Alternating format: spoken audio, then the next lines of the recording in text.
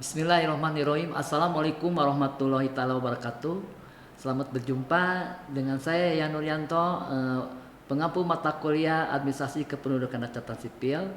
Pada kali ini akan membahas pengertian tentang Administrasi Kependudukan dan Catatan Sipil. Untuk memahami lebih lanjut, pertama kita akan membahas dulu tentang administrasi secara etimologis. Istilah administrasi berasal dari bahasa Inggris dari kata administration yang berbentuk infinitifnya to administer. Selanjutnya berdasarkan Advanced Learning Dictionary of Current English tahun 1974, kata to administer diartikan sebagai to manage, mengolah atau direct, menggerakkan. Lanjut, istilah pengertian dan hakikat administrasi di Indonesia pada mulanya berasal dari Eropa Barat atau Eropa kontinental melalui penjajahan Belanda. Belanda merupakan salah satu negara Eropa kontinental.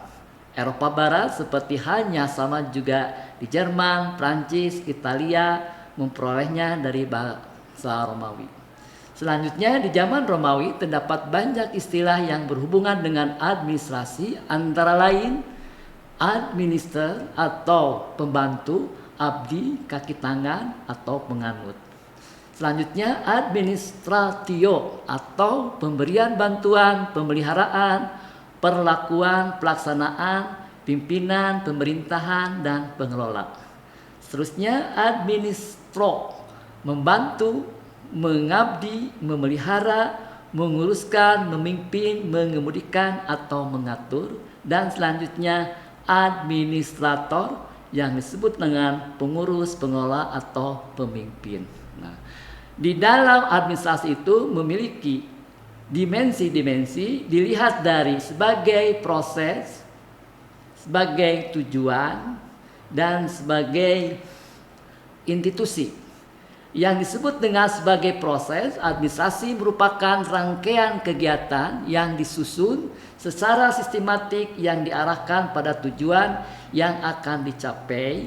Jadi berdasarkan tujuan yang telah ditetapkan, maka diciptakan serentetan kegiatan yang merupakan proses kesinambungan untuk merealisasikan tujuan bersama yang telah disusun. Sedangkan sebagai fungsi, administrasi merupakan kegiatan yang secara sadar dilakukan untuk mencapai tujuan, termasuk dalam penentuan tujuan itu sendiri. Administrasi dapat dikembangkan ke dalam beberapa fungsi penting yang tidak dapat diabaikan keberadaannya.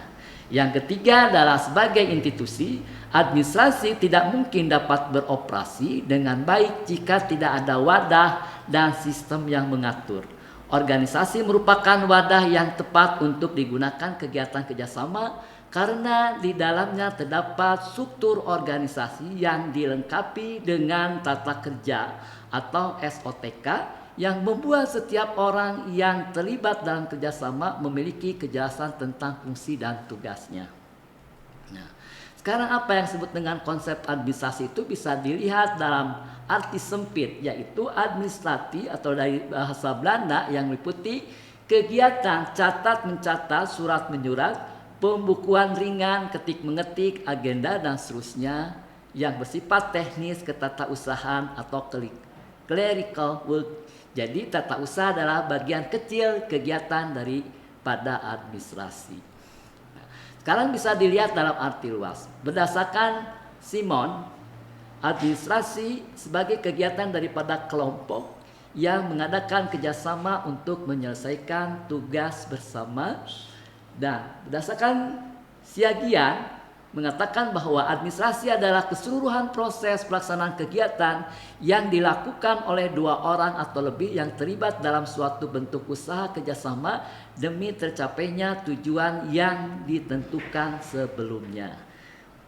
Selanjutnya adalah ciri-ciri administrasi berdasarkan tadi definisi yang dikatakan oleh para ahli, bahwa ciri-ciri administrasi itu memiliki adanya kelompok manusia, adanya kerjasama dari kelompok tersebut, adanya kegiatan prosedur usaha, adanya bimbingan kepemimpinan, pengawasan, dan tujuan. Nah, sekarang tadi bicara tentang administrasi. Sekarang kita akan membicarakan tentang konsep administrasi kependudukan. Nah, sekarang dikaitkan dengan tadi administrasi, bahwa administrasi kependudukan adalah rangkaian kegiatan pendataan dan penertiban dalam penerbitan dokumen dan data kependudukan melalui pendaftaran penduduk, pencatatan sipil, pengelolaan informasi penduduk serta pendayagunaan hasilnya untuk pelayanan publik dan pembangunan sektor lain. Jadi bahwa di dalam konsep administrasi ini ada istilah tentang penertiban, pendataan, pendaftaran dan penerbitan, pencatatan dan pengelolaan informasi kependudukan. Sekarang lebih lanjut lagi berdasarkan peraturan perundang-undangan bahwa penduduk adalah warga negara Indonesia dan orang asing yang masuk secara sah serta bertempat tinggal di wilayah Indonesia sesuai dengan peraturan perundang-undangan. Selanjutnya adalah pengertian warga negara adalah orang-orang bangsa Indonesia asli dan orang-orang bangsa lain yang disahkan dengan undang-undang sebagai warga negara Indonesia. Sekarang yang disebut dengan orang asing adalah orang bukan warga negara Indonesia.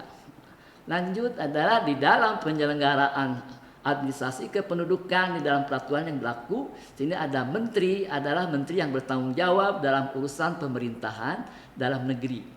Penyelenggara adalah pemerintah provinsi dan pemerintah kabupaten kota yang bertanggung jawab dan berwenang dalam urusan administrasi kependudukan.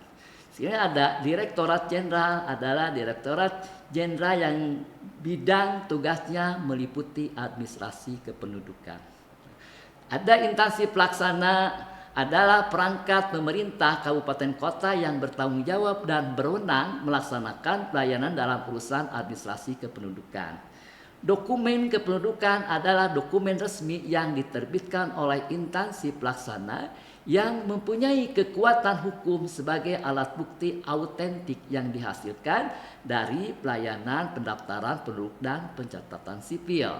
Data kependudukan adalah data perorangan dan atau agregat yang terstruktur sebagai hasil dari kegiatan pendaftaran penduduk dan catatan sipil.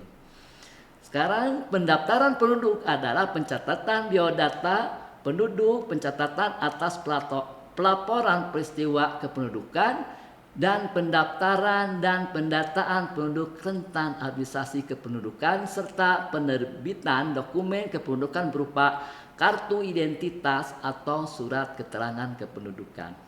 Peristiwa kependudukan adalah kejadian yang dialami penduduk yang harus dilaporkan karena membawa akibat terhadap penerbitan atau perubahan kartu keluarga, kartu tanda penduduk lainnya meliputi pindah datang, pindah alamat, serta status tinggal terbatas menjadi tinggal tetap. Dari manfaat dokumen kependudukan itu akan satu, memberikan kejelasan identitas dan status bagi penduduk, individual atau kelompok. Yang kedua, memberikan kepastian hukum. Yang ketiga, memberikan perlindungan hukum dan kenyamanan bagi pemiliknya. Seterusnya, memberikan manfaat bagi kepentingan administrasi dan pelayanan publik lainnya. Nah, di dalam kerangka administrasi kependudukan, sebetulnya di sini ada dua kunci ya, ada pendaftaran penduduk dan pencatatan sipil. Di dalam pendaftaran penduduk ada pelaporan peristiwa kependudukan dan ada biodata kependudukan.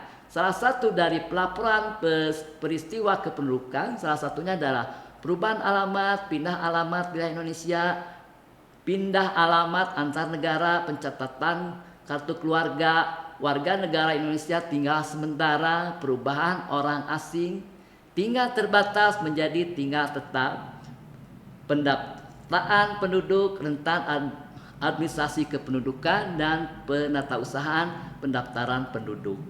Nah, selanjutnya yang termasuk dengan pencatatan sipil adalah laporan peristiwa penting, ya, antara lain adalah kelahiran, kematian, lahir mati, perkawinan, pembantalan, perkawinan, perceraian, pengangkatan, pengakuan, pengesahan anak, perubahan nama status warga negara jenis kelamin.